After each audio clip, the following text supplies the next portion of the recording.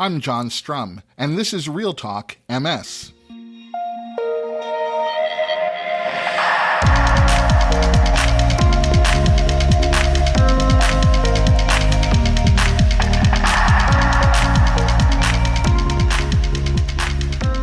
It's September 11th, and we have a lot to talk about. My guest on the podcast today is Mitch Sturgeon. Mitch is an award-winning blogger, and now with the publication of his book, Enjoying the Ride, 2 Generations of Tragedy and Triumph, Mitch is a published author as well.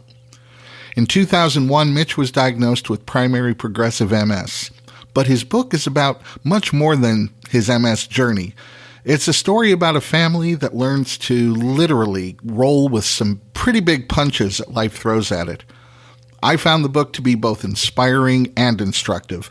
But before we get to my conversation with Mitch Sturgeon, there are a few other things that you should know about.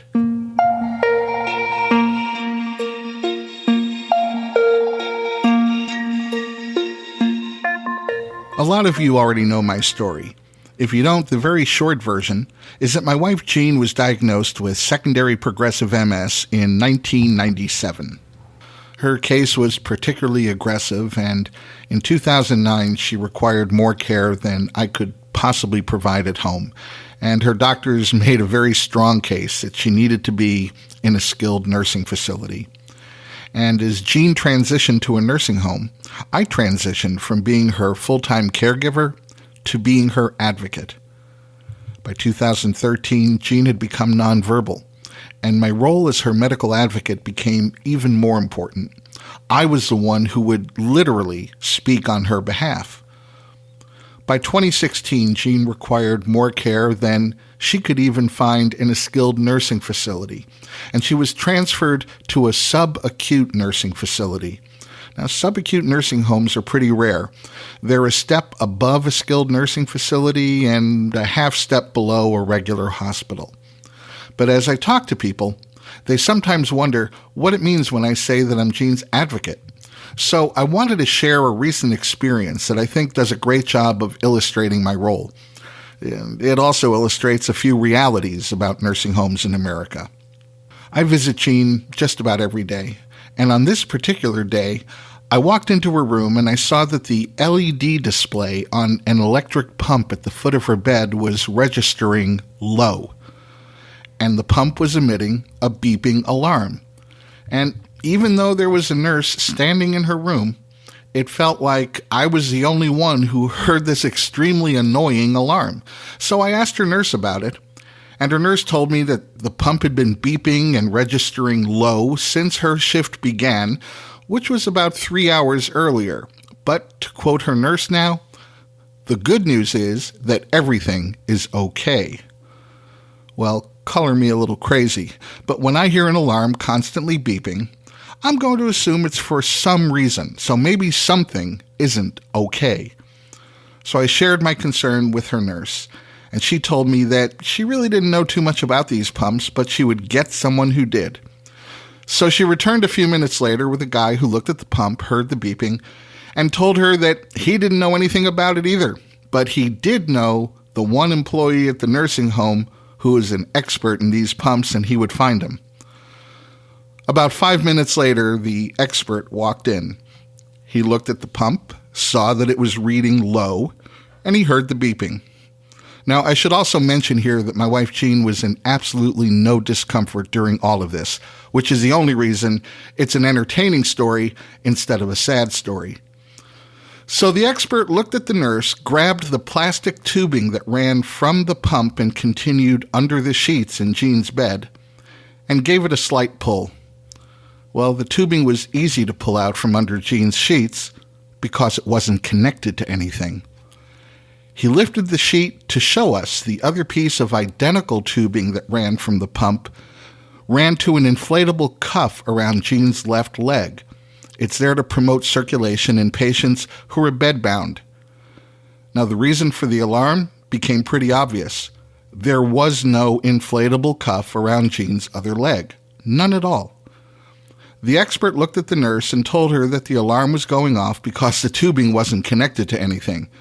The pump was registering low, because there was no air pressure to measure, because there was no inflatable cuff.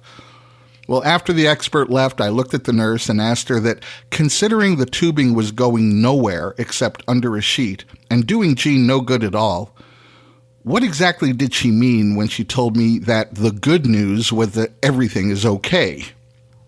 Well, she told me when she had checked Jean, the leg with the inflatable cuff had been resting on top of her other leg, and so that lower leg, the one without the cuff, couldn't really be seen. And now that Jean had shifted her legs and changed her position, well, the problem became obvious. And that would have made a lot of sense, I told her, if Jean had been capable of moving her legs. But since that hadn't happened in more than a decade, I was wondering if her nurse wanted to take another try at explaining the situation, which was only getting worse and worse for the nurse. So apologies were made, a new inflatable cuff was placed on the leg that needed it, the plastic tubing was connected, and the pump magically stopped beeping.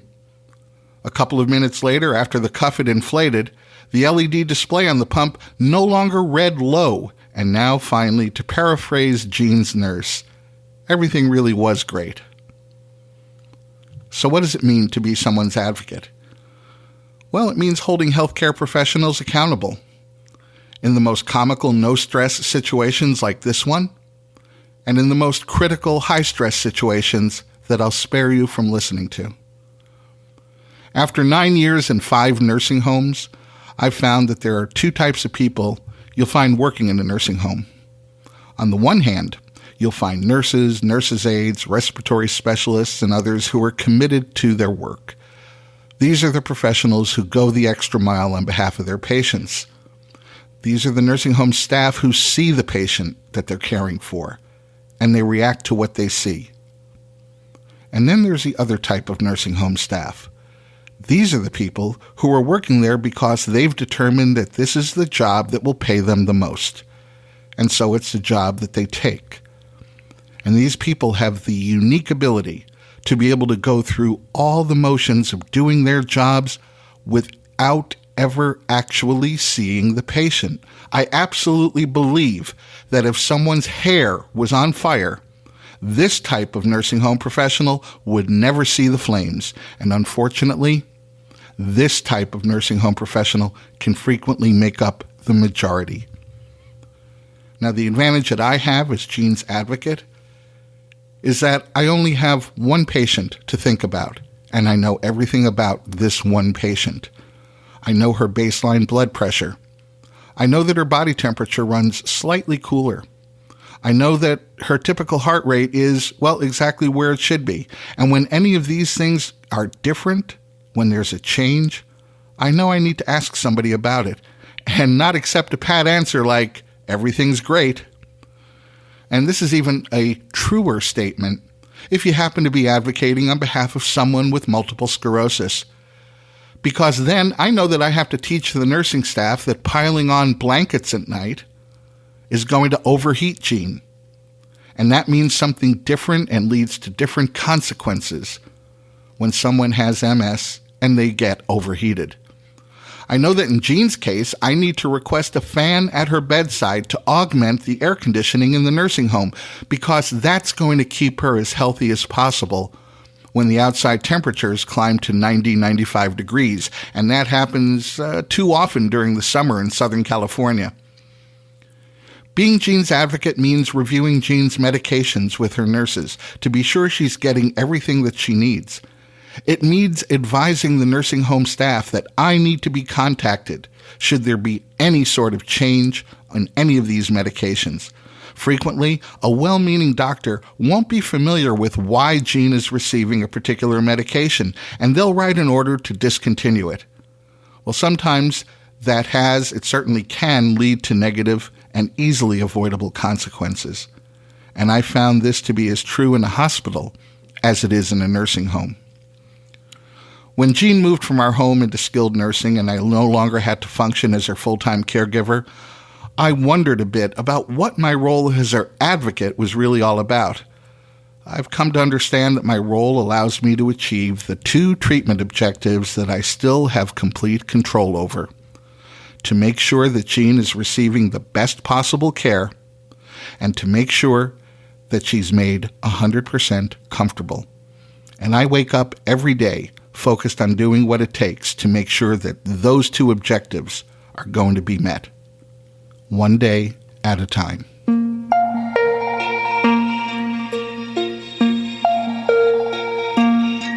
Cognitive decline in MS is something that we talk about on the podcast because I know many of you have experienced it to varying degrees. And whether you've experienced cognitive decline or not, it's something you tend to think about when you're living with MS. Because our ability to think about things, to function cognitively, well, it often expresses who we are and how we are. And there's always that small fear that who we are and how we are can be changed. But you may not be as familiar with a concept called cognitive reserve. Cognitive reserve refers to a person's capacity to maintain normal cognitive function in the presence of some sort of brain pathology, like multiple sclerosis. In other words, cognitive reserve can lead to cognitive resilience, and everyone's level of cognitive reserve isn't the same. The amount of cognitive reserve that an individual has is determined by a number of different factors that relate to that person's life experience. Things like their level of education, their level of social interaction out in the world, and whether they have a complex or cognitively demanding job like a managerial or professional career. And a small study team at Penn State University makes the case that cognitive reserve can moderate the relationship between disability and depression in MS. Their study looked at 54 people living with MS. They were screened for their level of depression and their level of disability. Their cognitive reserve was measured in two different ways. It was measured using their years of education and their intelligence, measured through a standardized intelligence test, and it was also measured using their answers to a standard cognitive health questionnaire that many of you listening may have been asked to take. Well, analyzing their results, the research team found that a person's level of MS disability only influenced depression among people with low cognitive reserve. People with higher cognitive reserve didn't have this correlation between their level of disability and their level of depression. Now, we've talked a lot about the relationship, the high correlation between MS and depression. This small study may serve as a step toward enlightening us as to who carries a higher risk for developing depression among people living with MS. I'll include a link to the study in today's show notes.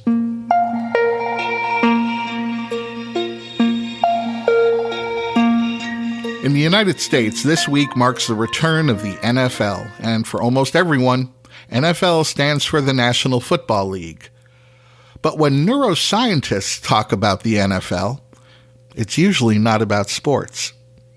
It's about neurofilament light chain.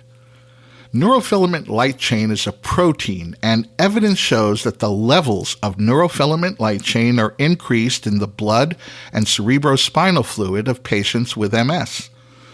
Neurofilament light chain is usually found only in nerve cells, but as MS causes the progressive degeneration of our nerve cells, this neurofilament light chain is released into the blood and cerebrospinal fluid. So the idea that neurofilament light chain can serve as a biomarker for MS progression is an idea that's gaining interest and momentum. And just to step back and review for a minute, a biomarker is a measurable characteristic in our bodies whose presence indicate that something is taking place. That something might be disease or infection. For instance, when your doctor gives you a simple blood test and finds that your white cell count is elevated, that is a biomarker of infection. So biomarkers that detect MS early and can help neurologists accurately predict disease progression is a major area of interest in MS research. Well, two researchers at the first affiliated hospital of Nanchang University in the People's Republic of China combed through over 900 studies contained in 3 major databases, and from this pool identified the results of 15 studies. 10 of these studies measured the levels of neurofilament light chain in cerebrospinal fluid, and 5 of the studies measured the levels of neurofilament light chain in blood. The 15 studies included 1,665 MS patients and 986 healthy control subjects. And the analysis of the aggregate findings of all of these studies indicated that the level of neurofilament light chain, either in the cerebrospinal fluid or blood, was significantly higher in MS patients than it was in the healthy control group. Well, these results lend one more piece of scientific evidence that the presence of neurofilament light chain in either cerebrospinal fluid or blood can serve as a reliable biomarker to monitor disease progression, disease activity, and the effectiveness of treatment in MS patients. You'll find a link to the study in today's show notes. And in just a moment, we'll meet my guest, award-winning blogger and newly published author, Mitch Sturgeon.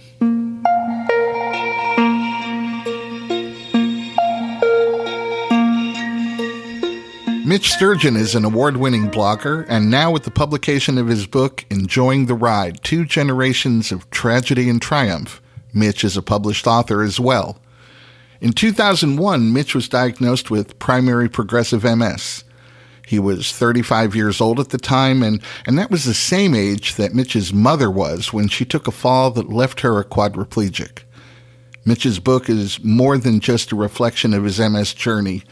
It's a story about a family with all of the quirks, idiosyncrasies, strengths, and faults that any family might have, and how they lived through and even prospered in the face of tragic circumstances. Welcome to the podcast, Mitch. Thank you, John. Glad to be here. And by the way, that description is better than any I've come up with. Do you mind if I use it? Feel free. So let's start at the beginning. Why write a book? Well, I had started this blog in 2009 when I stopped working, and I enjoyed writing essays about living a contented life as a disabled person and the things that I had learned about MS. And I started getting feedback from people that, geez, Mitch, you write so well, you ought to write a book. And I thought, well, I'm enjoying writing, but I don't know that I really have a story here. It's memoirs are supposed to be that everything was going fine, and then tragedy struck. I hit rock bottom and clawed my way out with help from so-and-so and so-and-so. But my life really hadn't followed that arc. It was more like I had a great life, something horrible happened, and things have gone about as well as can be expected.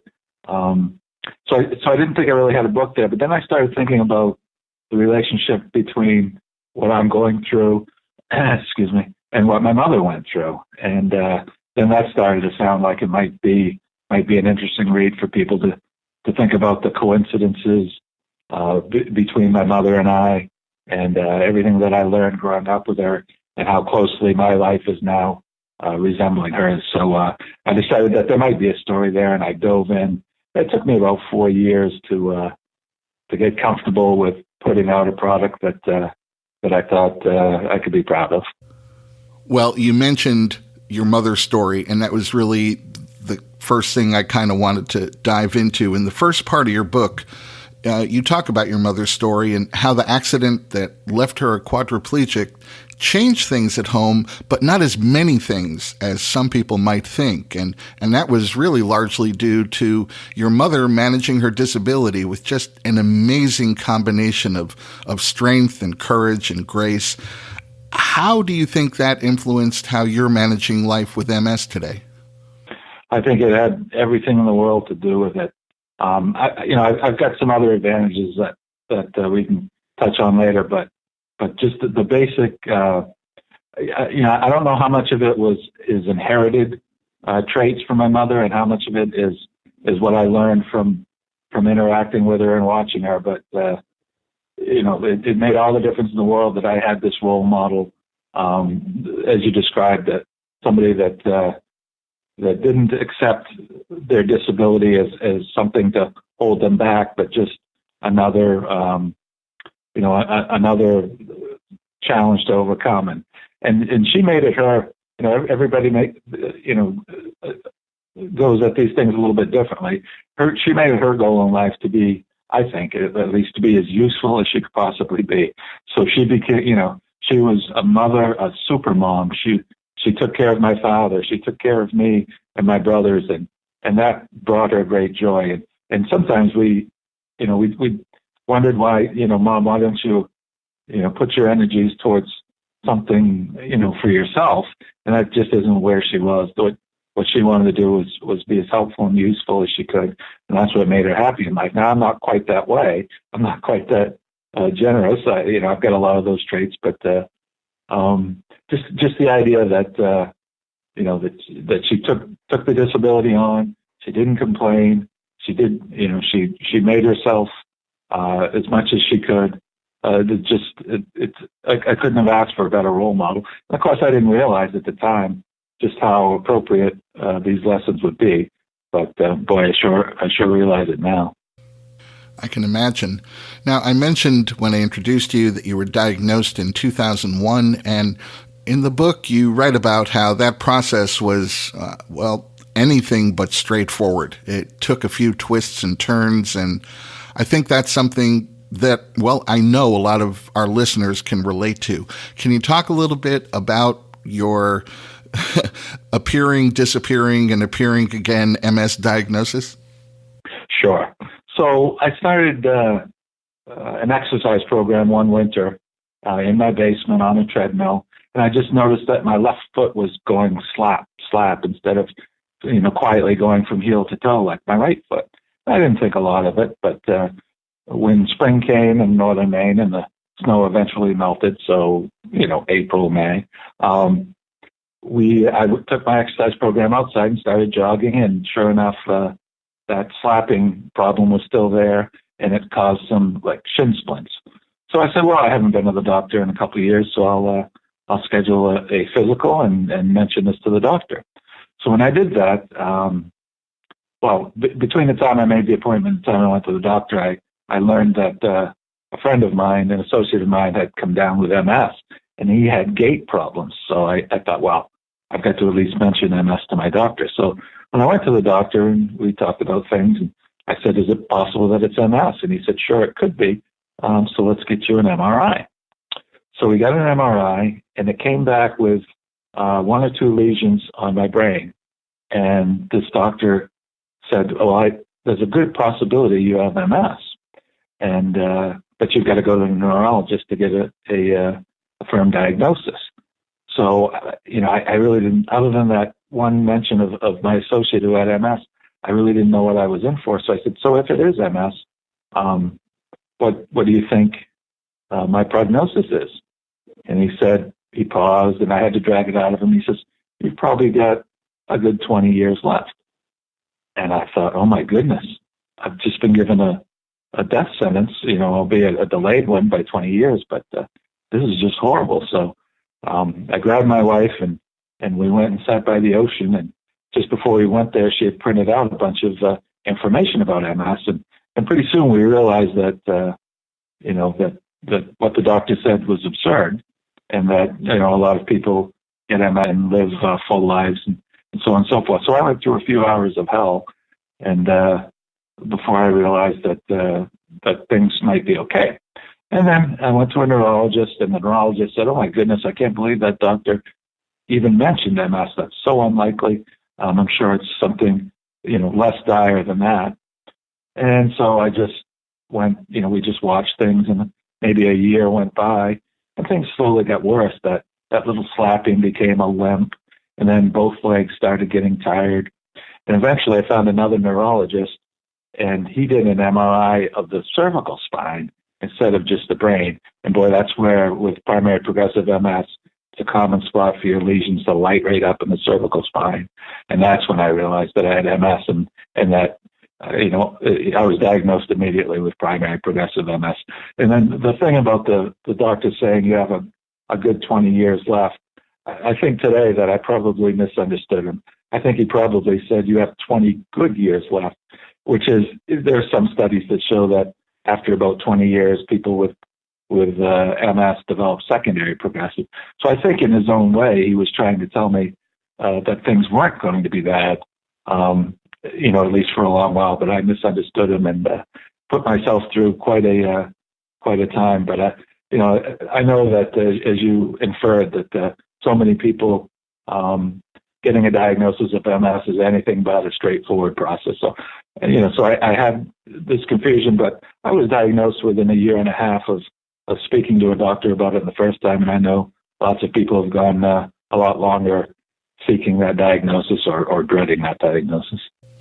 Well, if we can fast forward a little bit, I read in your blog that you're being treated with Ocrevus, which is the only disease-modifying therapy that's been approved for treating progressive MS. How's that going so far? Yeah, I wish I had better news to report on that. It seems my research kind of supports what I'm experiencing, is that people earlier in the disease with less disability are seeing more benefit from Ocrevus. I'm in a wheelchair. I've got no use of my legs, no use of my left hand. I've got enough use of my right hand to operate a mouse and a joystick. And I've had 2 treatments now. I'm going to get my 3rd in September, and I haven't noticed any stabilization of the disease. I'm still seeing disease progression. So I'm not holding out a lot of hope. I'm going to have 1, maybe 2 more treatments and talk about it with my doctor and decide whether to continue. But so I'm excited about Ocrevus for the portion of the primary progressive and secondary progressive population that it helps. But I'm still hoping for something better on the horizon. Well, I think hopefully over the next 1 to 2 years, we're going to see some additional treatments for progressive MS make their way to final, approval, and hopefully we're going to get some success there. It's good to see some emphasis being put on progressive MS research, so that's promising. Absolutely. It's pretty clear in your book that stoicism was an important characteristic, especially among the men in your family. Do you think that was a good thing? Well, it's good and bad.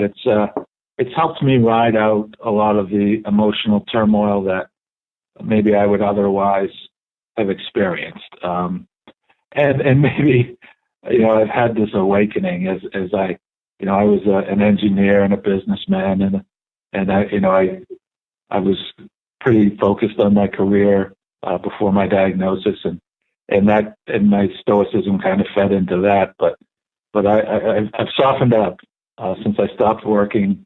I've become an MS activist and a blogger and a writer. So I'm a lot more in touch with what's going on. So I think I found that balance of stoicism and I guess emotional intelligence that helps me ride through these bumps. And my brothers have told me too that they disagree with my assessment, that they think they've moved beyond the stoicism too. So it's I think it's a artifact of our upbringing by our father, who was very stoic, in northern Maine, where people tend to be very stoic, and it served us well at some point. But like I said, we've all moved a little bit beyond it now. What's the takeaway that you'd like someone to have when they finish reading Enjoying the Ride? I think there's a little bit there for everyone. And so I didn't write it in such a way that, I led the reader to certain conclusions. I wrote it in such a way that here's all the broad experiences I've had. Here's some things that worked for me. Take from it what you will, more or less. And some of those things I ended up, as much as I didn't want to write a how-to book, I did at the end kind of summarize 10 or 12 items that I think helped me a lot. And those are things like, as we've already mentioned, not putting yourself on emotional roller coasters, The one perspective that I like that helps me a lot is this idea that life doesn't owe me anything. So a lot of people would look and say, why me? Why is this happening to me? This isn't fair.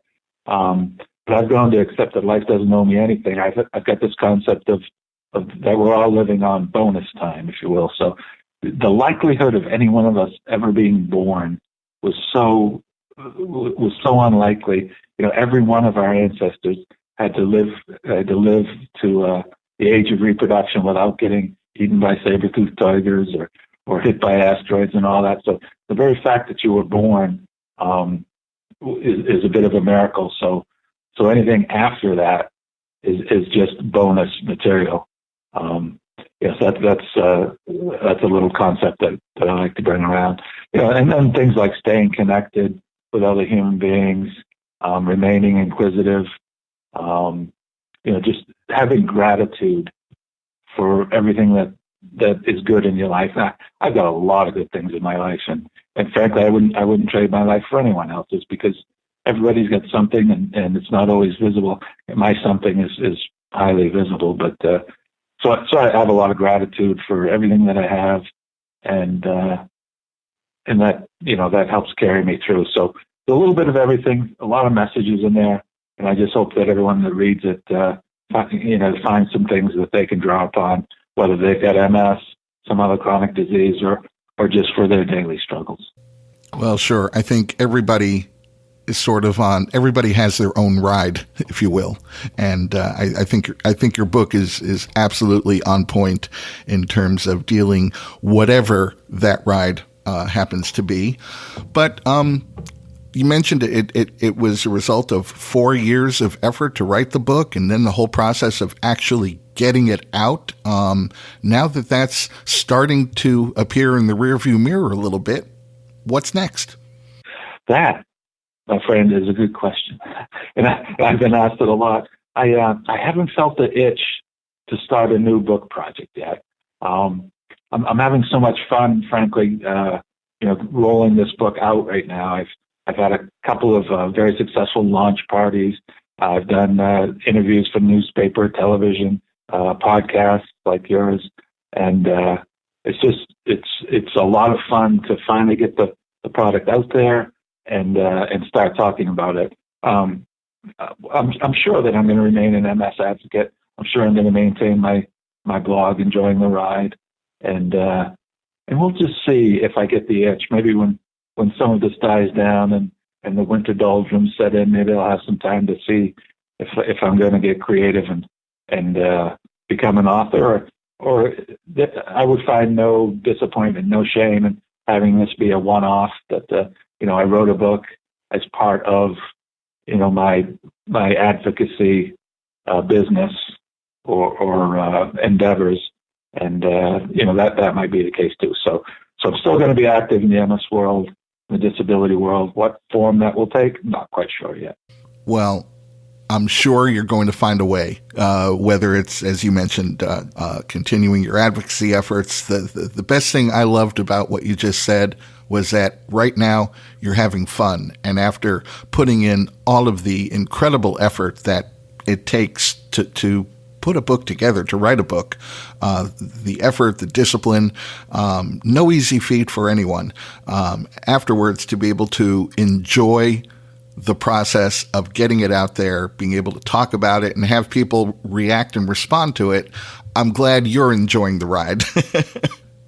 I've been talking with Mitch Sturgeon, who's written a very worthwhile book. It's called Enjoying the Ride, 2 Generations of Tragedy and Triumph. The book's available at Amazon.com, and I'll have a link to the book in today's show notes. I'll also include a link to Mitch's award-winning blog, which is also a worthwhile read.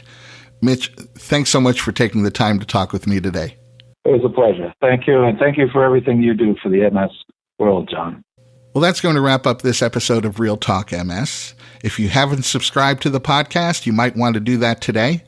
You can find Real Talk MS wherever you find the best podcasts, including Apple Podcasts, Spotify, the new Google Podcasts app, and if you have an Amazon Echo or Echo Dot at home, you can just say, Alexa, play the Real Talk MS podcast. My name is John Strum. Thanks for listening, and we'll catch you next time.